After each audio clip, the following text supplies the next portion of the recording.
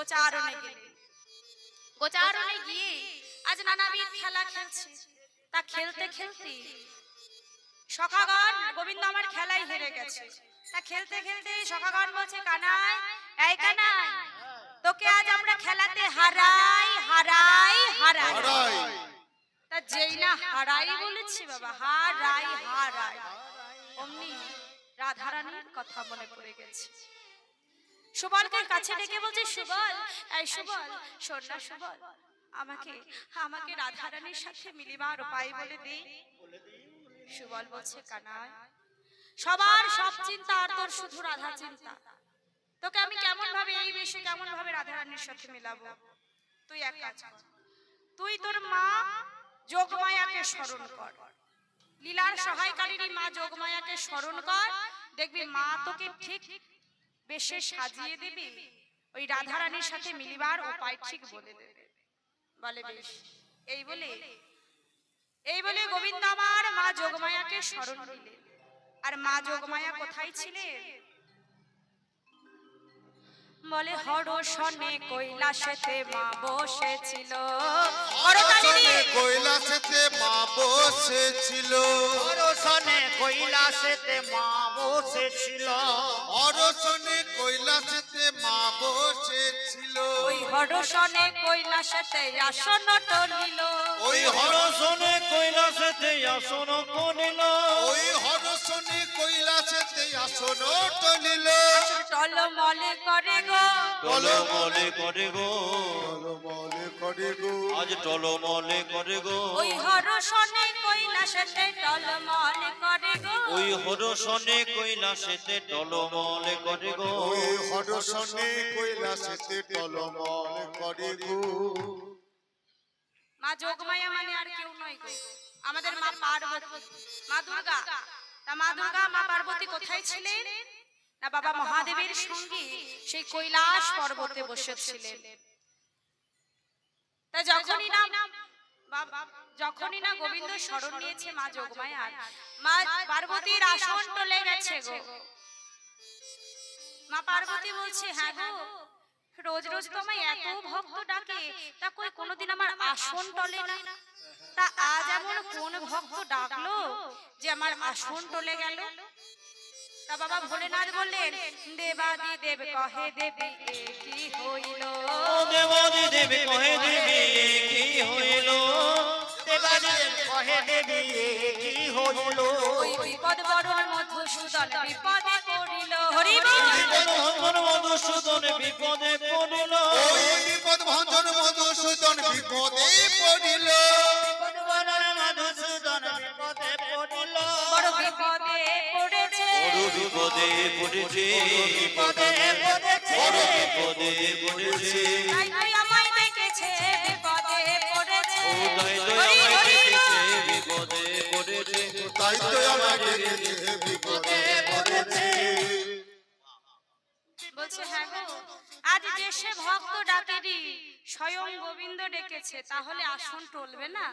স্বয়ং বিপদ বরণ মধুসূদন আজ ডেকেছে, তাহলে তো আসন টলবেই। তা মা যোগমায়া এখন মা পার্বতী ওই কৈলাস থেকে নেমে এসে আমার গোবিন্দকে সুন্দর করে সাজ সজ্জা করিয়ে দিয়েছে। আজ রাধারানীর সাথে মিলিত হবেন বলে দর্শন করুন।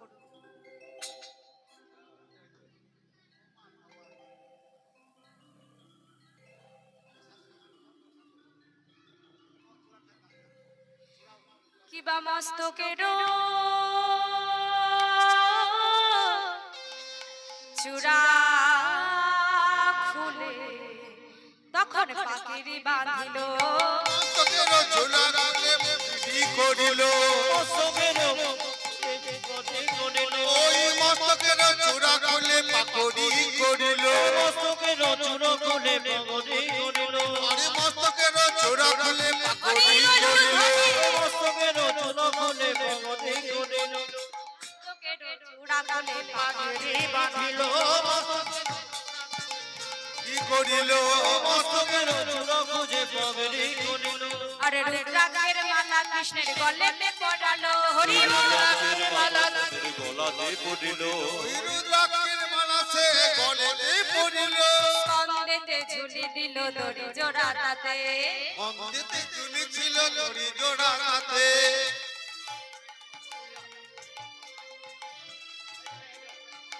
জোলা তাতে ওই স্কন্দেতে ঝুলি দিল দড়ি জোড়া তাতে ওই তুলে দিল দোরে জোর হতে ওই স্কন্দেতে ঝুলি ছিল দড়ি জোড়া তাতে বিষধর ফণি দিল কানাইয়ের হাতে ওই বিষধরে ফণি দিল কানাইয়ের হাতে ওই বিষধর ফণি দিল কানাইয়ের হাতে বিষধরে ফণি দিল কানাইয়ের হাতে ওই বিষধর ফণি দিল কানাইয়ের হাতে বিষম ঢাকি বাজায় গান বলে বিষহরি রাতে বাজায় গান বলে বিষহরি চলে বিশ্বহরি বিষম ঢাকি বাজায় গান বলে বিষহরি আর তোমারই কৃপায় মাগো দেশে দেশে ঘুরি মাগো হরি তোমার বলুন ধরি মাগো দেশে দেশে ঘুরি মাগো তোমার চিন্তায় মাগো দেশে দেশে ঘুরি মাগো তোমার কৃপায় দেশে দেশে ঘুরি তা গোবিন্দকে আমার মা যোগমায়া খুব সুন্দর ভাবে সাজসজ্জা করিয়ে দিয়েছে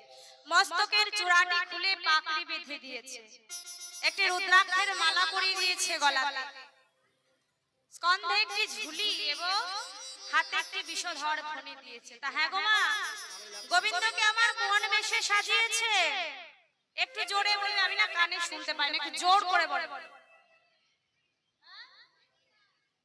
বাজিকর বাজিকর তো বাজি দেখাবে সাপ কেন খেলবে বেদে বেদিয়ার বেশে সাজিয়ে দিলেন গো আর বেদিয়ার বেশে সুন্দর করে সাজসজ্জা করে গোবিন্দ আমার তো বড়ই আনন্দিত হয়েছে সুবলকে বলছে আই সুবল আরে আমাকে চিনতে পারছিস বেদিয়া বেদিয়া লাগছে তো বেদিয়া বেদিয়া লাগছে তো মা চিনতে পারছো কীর্তনিয়া লাগছে না তো পারফেক্ট হয়েছে সাজটা বলছেন শোনো চল কানাই আহা চল সুবল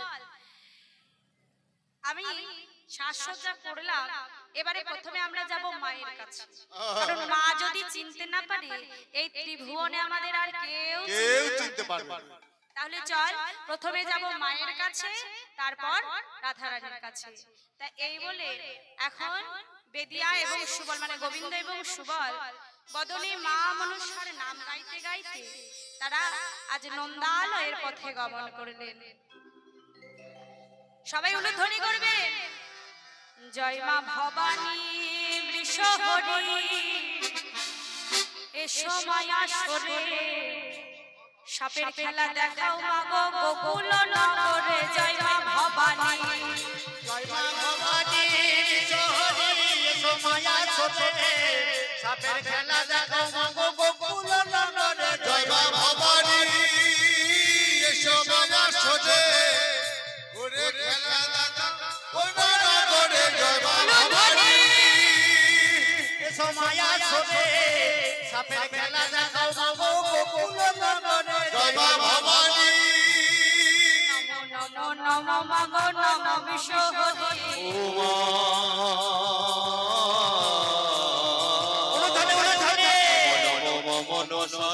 বিশ্বহরি নমো নমো নমো মায়ের সবাই নমো নমো নমো নমো বিশ্বহরি নমো নমো নমো মাগো নমো বিশ্বহরি নমো নমো নমো নমো নমো বিশ্বহরি নমো নমো নমো নমো নমো বিশ্বহরি আর তোমারই কৃপায় মাগো দেশে দেশে ঘুরি জয় মা ভবানী বিশ্বহরি এসো মায়া ছোটে দয়া করে দেখাও মাগো গোকুল নগরে জয় মা ভবানী এসো মায়া সোজে দয়া করে খেলা দাদা না নগরে জয় মা ভবানী এত বলে বেদিয়া আজ গমন করিল তো বলে দেবে আজ গোপন করিল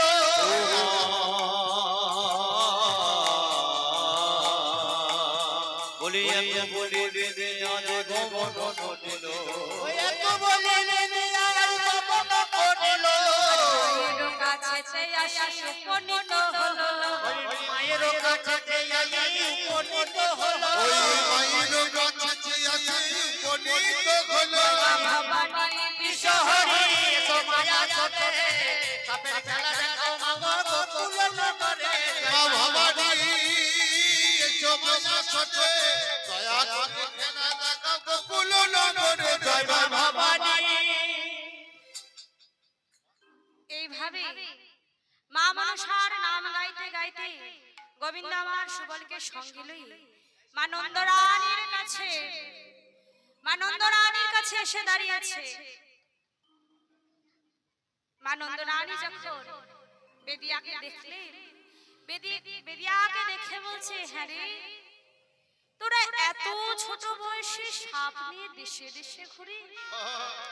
তা হ্যাঁ রে বাবা, তোদের কষ্ট হয় না? তোদের কষ্ট হয় না?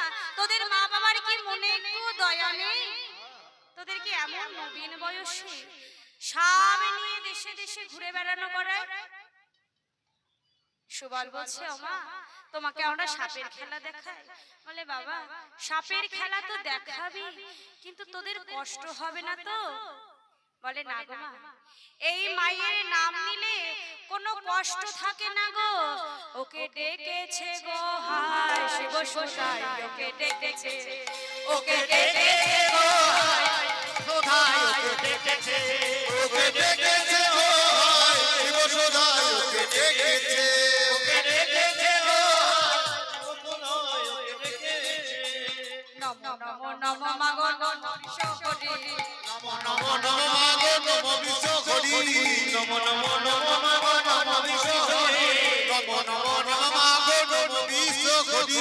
তোমারি চরণে আমি নিত্য পূজা করি, তোমারি চরণে মাগো এই নিবেদন করি তোমারি চরণে আমি এই বিনতি করি ডেকেছে গো হায় শিব কোথায় ওকে ডেকেছে ডেকেছে গো হায় ডেকেছে, ডেকেছে গো হায় শিব সুদাই, ওকে ডেকেছে।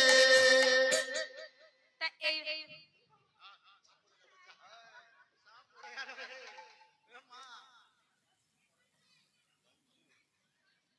মায়েরা উলুধ্বনি করছে না, মায়েরা জয়ধ্বনিও করছে না, করতালিও দিচ্ছে না, তাই মা মনসা রেগে গেছে, এমনি বেরিয়ে চলে আসছে।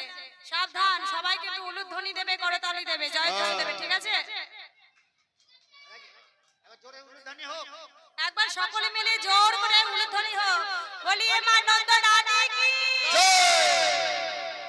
জয়, মা মনসা কি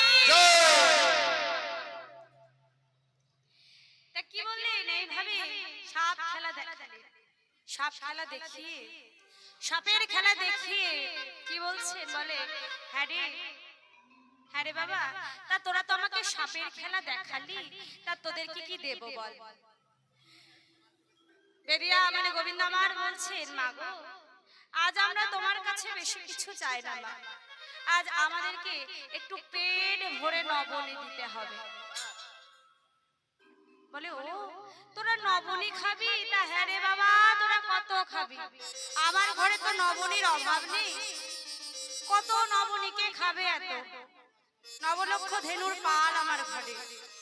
গোবিন্দ আমার মনে মনে ভাবছে, মা, তোমার মনে বড় অহংকার হয়েছে না, কে খাবে, কত খাবি? তা দেখি মা, তুমি আমাদের আজ কত খাওয়াতে পারো। তা মা নন্দরানী বেদিয়াকে যত দেয় বেদিয়া তত খায়, যত দেয় তত খায়, যত দেয় তত খায়। বলছে, হ্যাঁ রে, এই তোদের এখনো পেট ভরেনি? কখন থেকে আমি দিয়ে যাচ্ছি, তোদের পেট ভরেনি? বলে, না মা, আমার পেট ভরেনি। বলে, তোদের পেটে যেন দামোদর, পেটে যেন দমদর পেটে যেন জাদুঘর, যেন দমদর পেটে যেন জাদুঘর, উদরে পেটে যেন দামোদর ধরে না কই উদরে পেটে যেন দামোদর ধরে না কই উদরে পেটে যেন জাদুঘর। মাগো, তুমি দামোদর বলো আর অজয় বলো আর যাই বলবে বলো, পেট না ভরলে কি বলবো? মা নন্দরানী দেখছেন, মনে মনে ভাবছেন, এই পরের ছেলেকে যদি সব নবনী দিয়ে দেব, তাহলে তো আমার ঘরের ছেলে আমার গোপাল এসে কি খাবে? হ্যাঁ। গোচারণ থেকে এসে যখন আমার কাছে খেতে চাইবে, মা ননি দাও বলে, আমি কি খাওয়াবো তখন? বলে হ্যাঁ রে বাবা শোন, আমার যত নবনী ছিল সব দিয়ে দিয়েছি, শোন এবার তোদের যদি অন্য কিছু চাই তো বল, আমি আর নবনে দিতে পারবো না। বলে মা গো আমাদের আর কিছু চাই না, তবে একটা জিনিস তোমার কাছে চাই। বলে কি?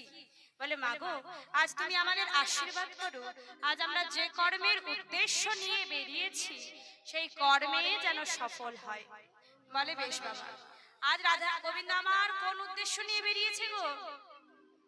রাধারানীর সাথে মিলিত হবে বলে, তাই তো? তা বলে বেশ, এই মায়ের আশীর্বাদ তোদের সব সময়ের জন্য রইল। আজ তোরা যে কর্মের জন্য বেরিয়েছি সেই কর্মে তোরা সফল হবে। এই বলে আবার বেদিয়া এবং গোবিন্দ আমার আহা সুবল নাচতে নাচতে কোথায় গেলেন? ওকে ডেকেছে গো হায় শিব সদাই, ওকে ডেকেছে, ওকে ডেকেছে গো হায় শিব সদাই, ওকে ডেকেছে, হাই শিব সদাই ওকে ডেকেছে, ওকে ডেকেছে গো হায় শিব সদাই, ওকে ডেকেছে। নমো নমো মাগো নমো বিশ্বহরি, নমো নমো নমো মাগো নমো বিশ্বহরি, নমো নমো নমো নমো নমো বিশ্বহরি, নমো নমো নমো মাগো নমো বিশ্বহরি। তোমারি কৃপায় মাগো দেশে দেশে ঘুরি, আমি তোমারই কৃপাই মাগো দেশে দেশে ঘুরে, ডেকেছে গো হায় শিব সদাই ওকে ডেকেছে, ওকে ডেকেছে গো হায় শিব সদাই, ওকে ডেকেছে।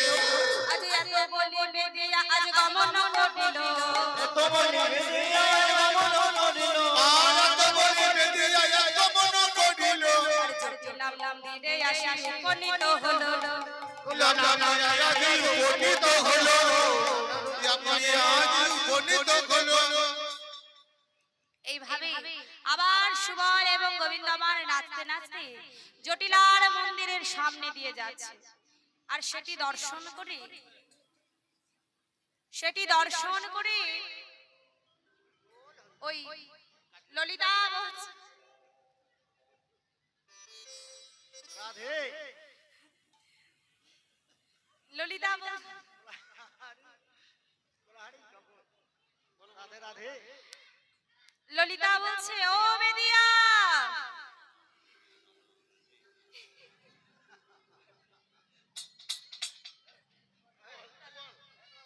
জয় রাধে। এরকম অঙ্গভঙ্গি দেখলে না না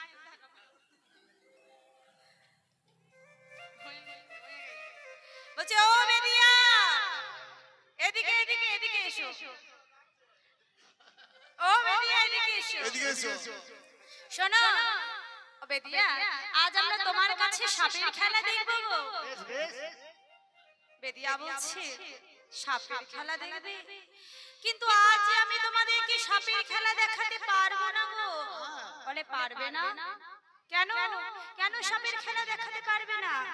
বলে হ্যাঁ গো আজ যে আমার সাথে আমার বেদেনি আসেনি, আর তাছাড়া এই যে সাপ, এই সাপটি একেবারে নতুন সাপ, এই সাপটি একেবারে নতুন, এই সাপের বীজ দাঁত এখনো ভাঙা হয়নি। ওমা কালকে রাত্রে গান শেষ করে ওইদিকে গেছিলাম, ওখানে একটা পুকুর আছে না, ওই পুকুর পাড় থেকে ধরে নিয়ে এসেছি গো, একেবারে কালকে উঠে। ওই জঙ্গলের ভিতর থেকে হ্যাঁ ধরে নিয়ে এসেছি, একেবারে এখনো বীজ দাঁতও ভাঙা হয়। আমাদের খোলবাজার যে বাপ্পা গিয়ে ধরে নিয়ে এসছে দুটো।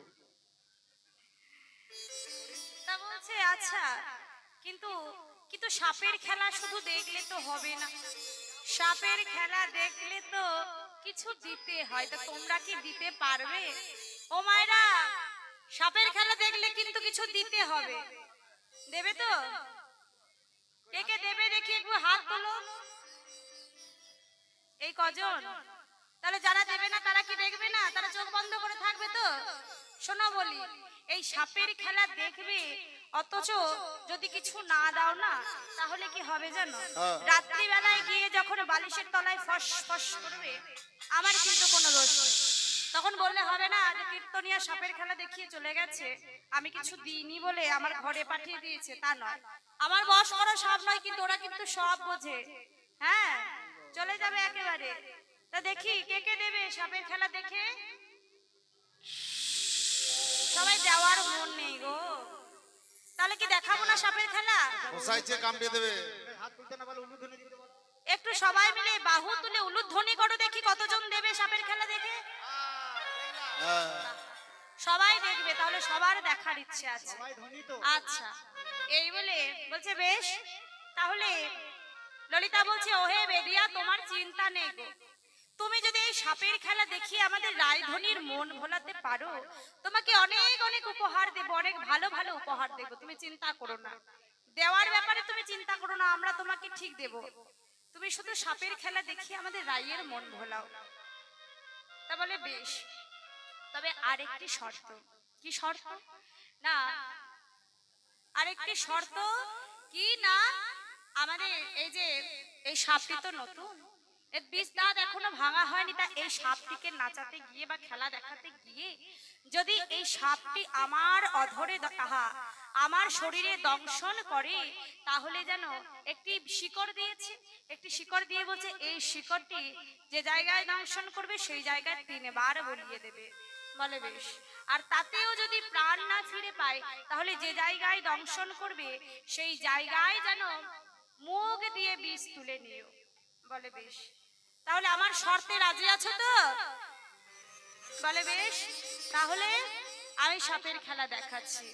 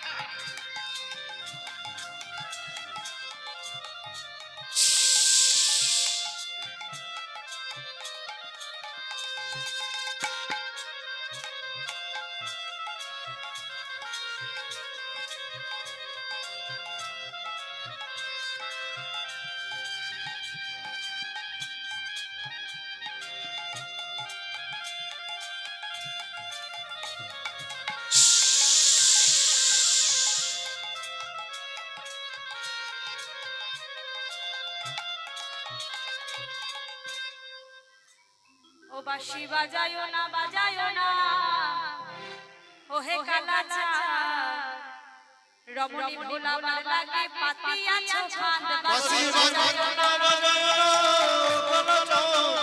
রমণী ভোলাবার লাগে পাতিয়াছো ফাঁদ। বাঁশি বাজায়ো না, ওহে কালাচা রমণী ভোলাবার লাগি পাতিয়াছো ফাঁদ। বাঁশি বাজায়ো না, রমণী ভোলাবার লাগে পাতিয়াছো ফাঁদ। ও বাঁশি বাজায়ো না, ওহে কালাচা রমণী ভোলাবার লাগি পাতিয়াছো ফাঁদ। বাঁশি বাজায়ো না, আরে এত বলে বেদিয়া সব নাচাতে লাগিলো, এত বলে বেদিয়া সব নাচতে লাগিল। এত বলি বেদিয়া সব নাচতে লাগিল।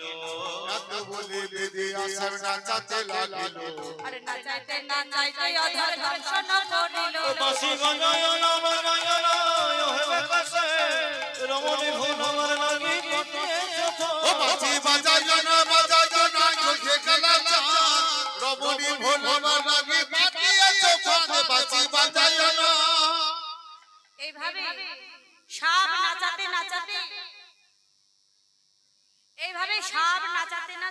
সাপটি কি করেছে না বেদিয়ার অধরে দংশন করেছে। অধর মানে এই ঠোঁটে দংশন করেছে। আর যেমনই না দংশন করেছে, বেদিয়া তো ধুলায় লুটিয়ে পড়েছে। আর বেদিয়া যখন ধুলায় লুটিয়ে পড়লো, সখীগণ বলছে, দেখ দেখ সখী, বেদিয়া যে ধুলায় লুটিয়ে পড়ে গেল রে। তখন কি করলেন না, যে শেকড়টি দিয়েছিলেন সেই শেকড়টি তিনবার তার ঠোঁটে বুলিয়ে দিলেন, অধরে বুলিয়ে দিয়েছে। তাতেও কিন্তু গোবিন্দ আমার প্রাণ ফিরে পেল না। তাই সখীগণ রাধারানীকে বলছে, রাধে যারাই যায় আমাদের বেদিয়ার দেহে বৃষ্টি তুলে নে দেখি। রাধারানী বললেন, সখী দেখ দেখ সাপটি কত দুষ্ট, বেদিয়ার দেহে এত জায়গা থাকতে কামড়াবার আর কি জায়গা পেল না। ওই কামের আবার আর কি জায়গা পেল না, বলি কামড়াবার কি জায়গা পেল না, আর কামের আবার আর কি জায়গা পেল না। পর পুরুষের বদনে কেমনে বদন দেব হরি